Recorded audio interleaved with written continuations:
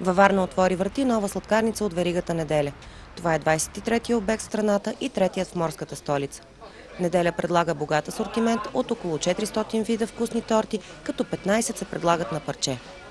Всяка торта се приготвя ръчно в работилницата на сладкарницата, като се използват само естествени материали. Плодовата пита и бялата неделя са фаворитите сред голямото разнообразие от сметанови, шоколадови, плодови и карамелови изкушения. Новата звезда в царството на неделя е еклеровата торта. Тя се предлага в два вида – шоколадова и сметанова. Съвсем нова като предложение, тя вече стана предпочитана сред богатия асортимент от вкусотии. Моделистите и сладкарите на неделя могат да притворят в шоколад всякакви желани форми, от предпочитаните от най-малките клиенти анимационни герои до бутикови чанти, обувки и аксесуари за дамите. Отварянето на новата сладкарница съвпада с 18-тият рожден ден на известната българска верига. По една нова сладкарница на всеки рожден ден си пожелаха собствениците на сладкарница и неделя.